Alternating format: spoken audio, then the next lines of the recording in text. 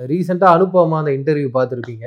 அதை சப்போர்ட் பண்ற வகையில இன்னொரு பக்கம் அதித்தி சங்கர் ஒரு இன்டர்வியூல பேசுறாங்க. அவங்க சொல்ற அந்த இன்டர்வியூ வந்து எங்களுக்கு ஒரு விழிப்புணர்வா இருக்குன்றாங்க.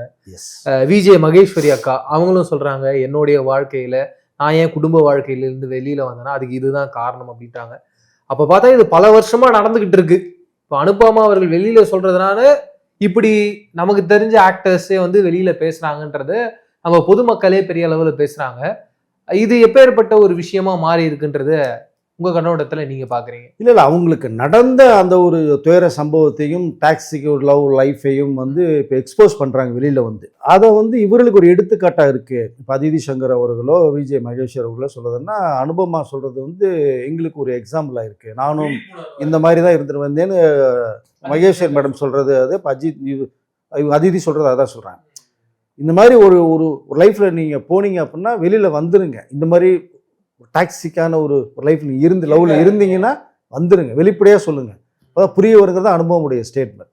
அதான் நீங்க தெலுங்குலையும் கேரளாவிலையும் போய் பேசப்பட்ட விஷயம். இது சம்பந்தமாக ஒரு படமும் ஒன்று பண்ணியிருக்கேன். பரதாவே ஏதோ ஒரு படம்னு இதே கரெக்ட் தான் பண்ணியிருக்கதா எமோஷனல் அழுதுதான் அவங்க. நான் என்ன சொல்லிக்கிறேன், இப்படி ஒரு லைஃப்ல நீங்க எதுக்கு போறீங்க? ஃபர்ஸ்ட் ஒரு லவ் பண்றீங்களா, நீங்க இன்னும் துருவிக்கிறோன்னு பேர் சொல்லலை. அவரும் அதுக்கு ஒரு விளக்கத்தை 2 நாளைக்கு முன்னாடி சொல்லிட்டார். இதுல பாதிப்பு எனக்கு ரொம்ப உருவாயிருச்சுட்டார்.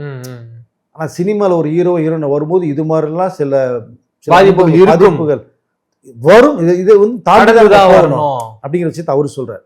அவரு வந்து அனுபவமா சொன்னதை எனக்கு பாதிப்புன்னு சொல்லலை. ஆனா பாதிப்பு இருக்குன்ட்டாரு, ஒத்துக்கிட்டாரு. அவரு உங்க மேல ரொம்ப பொசிசிவா இருந்திருக்கலாம், ரொம்ப அளவுக்கு மேல அஃபெக்ஷன் வச்சிருக்கலாம், யார்கிட்டையும் பேசுறது பிடிக்காம இருந்திருக்கலாம், அப்படி கூட இருக்கலாம் இல்லையா?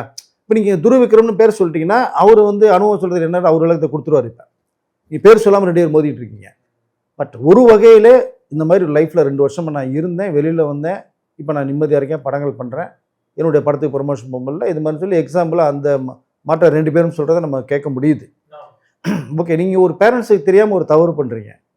இந்த தவறு சரியாக போகாமல் அங்கே டென்ஷன் இருக்கும்போது நீங்கள் பேரண்ட்ஸையும் சொல்ல முடியாது. எப்படி சொல்லுவீங்க? நான் போய் துருவிக்ரமோட வந்து லிவிங் டவரில் இருக்கேன் அப்படின்னா நீங்கள் சொல்ல முடியும்? போய் சொல்ல முடியாது. வெளில வந்ததுக்கப்புறம் அசிங்கமாகிடுச்சு, ஃபேமிலிக்கு ரிலேஷனுக்கு அசிங்கமாகிடுச்சு, தம்பிகள்லாம் அசிங்கமாக இருக்கு எனக்கு அப்படின்னா நீங்கள் தேடி போன ஒரு லைஃப், அது நீங்கள் பண்ண தவறு. அப்படி ஒரு விருப்பப்படுறீங்க சரின்னு உங்கள் அப்பா அம்மாட்ட சொல்லுங்களேன். உங்களை பெற்று வளர்த்து படிக்க வச்சு ஆளாக்கியிருக்காங்கல்ல, அவங்களுக்கு தெரியாதா உங்கள் லைஃப் நல்லா வரணுமா வரணும்னு சொல்லி? அப்போ நீங்கள் தெரியாமல் மறைச்சி ஒரு பண்ணும்போது அந்த வாழ்க்கையை ஒரு சிறப்பாக இல்லை கசப்பாக அமையும் போது நீங்கள் வெளில வரும்போது இந்த மாதிரி சம்பவங்கள் நடக்க தான் செய்யும். இதுக்கு மேலே யாரையும் பண்ணாதீங்க.